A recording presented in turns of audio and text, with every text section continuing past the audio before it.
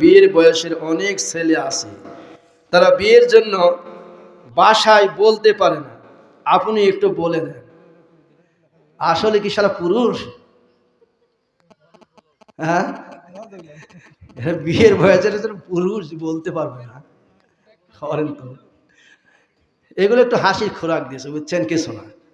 যাক, আমি দোয়া করি ওই ভাইদের জন্য, আল্লাহ তাদের যৌবনকে সুরক্ষা করে সুন্দর স্ত্রী, সুন্দর মহিলা, যারা দান আবাদতশীল পুণ্যবর্তী মহিলা।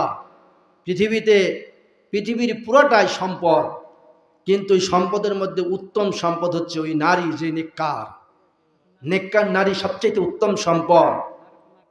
আল্লাহ পাক রব্বুল আলামিন পৃথিবীর সবচেয়ে উত্তম সম্পদ নেককার নারীগুলো এই বীর পুরুষদের জন্য আল্লাহ কবুল করে নিন, সকলে পড়ে আমিন। সম্মানিত হাজিরিন, আমি আর আগাতে চাচ্ছি না। একটা হাদিস আপনাদের সম্মুখে বলেছি যে আল্লাহ রাসূল সাল্লাল্লাহু আলাইহি সাল্লামকে আল্লাহ রাসূল সাহাবায়ে কিরামদেরকে প্রশ্ন করলেন, আমার সাহাবায়ে কিরামরা, তোমরা কি জানো নাজাত, মুক্তি কিভাবে পাবো? সাহাবায়ে কিরাম বলেন, আল্লাহ রাসূলুহু আলামু, আল্লাহ এবং তার রাসূলই ভালো জানেন, আমরা তো বলতে পারবো না। ইয়া রাসূলুল্লাহ, আপনি বলে দিন। রাসূল সাল্লাল্লাহু আলাইহি সাল্লাম তিনটা কথা বললেন, মুক্তির জন্য তিনটি কথা বললেন, ভালো করে খেয়াল করবেন, আমল করবেন। এক নম্বর হচ্ছে আমলিক আলাইকা লিসানাকা, আমলিক আলাইকা লিসানাকা। আল্লাহ রাসূল বলেন, তোমার জিহ্বাকে নিয়ন্ত্রণে রাখো, কন্ট্রোলে রাখো। কন্ট্রোলে রাখা কথাবার্তা, আজেবাজে কথাবার্তা বলা যাবে না। বিশাল বিশাল হাদিস রয়েছে, ভয়ানক হাদিস রয়েছে এই কথাবার্তা বলার ব্যাপারে। আল্লাহ কথা বলার স্বাধীনতা দিয়েছেন, তার একটা লিমিটেডও নির্ধারণ করে দিয়েছেন, কি বলা যাবে আর কি বলা যাবে না। প্রত্যেকটি কথা, কাজ কিয়ামতের ময়দানে আল্লাহ সবই সহকারে রেকর্ড করে রাখবেন।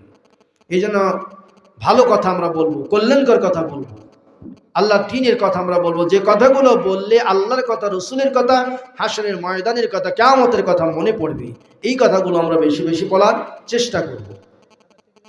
আর দুই নম্বর হচ্ছে, মুখের ভিতরে হারাম জিনিস ঢোকাবেন না। মুখকে নিয়ন্ত্রণ করা মানে হারাম জিনিস মুখের ভিতরে ঢোকাবেন না, হারাম জিনিস খাবেন না, শরীরের ভিতরে হারাম জিনিস ঢোকাবেন না।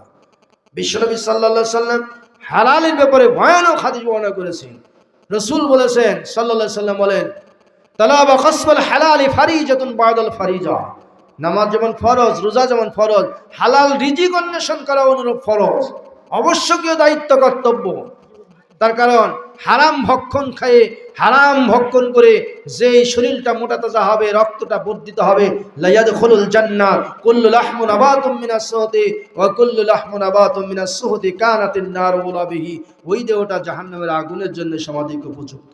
তাহলে এক নম্বর, মুখটা আমরা এইভাবে নিয়ন্ত্রণ করব। দুই নম্বর, রাসূল সাল্লাল্লাহু আলাইহি সাল্লাম বললেন, তোমার বাড়িটা বড় করবে, প্রশস্ত করবে।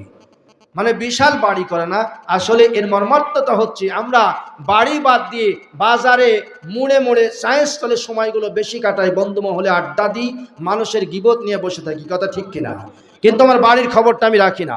আমার সন্তানগুলো সালাত আদায় করলো কিনা, আমার স্ত্রী শরীয়ত মোতাবেক চলতেছে কিনা, তার ভিতরে পর্দাগুলো, পশিদাগুলো আছে কিনা, এইগুলো আমরা লক্ষ্য করি না।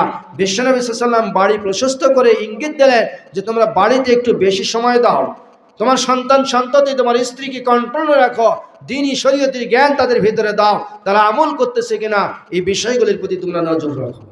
তিন নম্বর প্রেসক্রিপশন, বিশ্বনবী সাল্লাল্লাহু আলাইহি সাল্লাম বলেন, আবকি আলা খাতিয়াতিকা। সারাদিন যা কিছু করলে ঘুমানোর পূর্বে একটু স্মরণ করো যে আমি কয়টা অন্যায় কাজ করেছি আর কয়টা ন্যায় কাজ করেছি, কয়টা মন্দ কাজ করেছি, কয়টা ভালো কাজ করেছি। মন্দ কাজ যেটা হয়েছে তার জন্য আল্লাহর কাছে একটু ক্ষমা চাও, তওবা করো, চোখের পানি ছেড়ে দিয়ে কাঁদো, আল্লাহ এই কাজগুলো যেন আমার আগামী দিনে আর না হয়।